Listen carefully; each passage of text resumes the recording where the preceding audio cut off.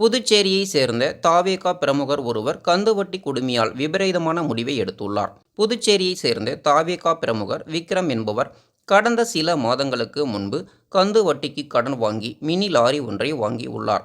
எதிர்பாராத விதமாக கடந்த 3 மாதங்களுக்கு முன்பு ஏற்பட்ட விபத்தினால் படுகாயம் அடைந்த விக்ரம் வேலைக்கு செல்ல முடியாமல் ஓய்வில் இருந்துள்ளார். இதனால் கந்து வட்டிக்கு வாங்கிய பணத்தை திருப்பி செலுத்த முடியவில்லை. இதனைத் தொடர்ந்து கந்து வட்டிக்கு பணம் கொடுத்தவர்கள் அவரை அடிக்கடி பணம் கேட்டு தொந்தரவு செய்துள்ளனர். இதனால் மன நிம்மதி அடைந்த விக்ரம் நேற்று முன்தினம் தூக்கிட்டு உயிரை மாய்த்து கொண்டார். இந்த முடிவை எடுப்பதற்கு முன் விக்ரம் அவர்கள் தாவேகா தலைவர் விஜய் அவர்களுக்கு 3 பக்கத்தில் ஒரு கடிதத்தை எழுதி உள்ளார். அந்த கடிதத்தில், கந்து வட்டிக்கு வாங்கிய பணத்தை சரியாக கட்டி வந்தேன். கடந்த 3 மாதங்களுக்கு முன்பு விபத்தில் அடிபட்டதால் என்னால் வட்டியை சரியாக கட்ட முடியவில்லை. இதனால் வட்டிக்கு பணம் கொடுத்தவர்கள் என்னிடம் பணத்தை கேட்டு சித்திரவதை செய்கின்றனர்.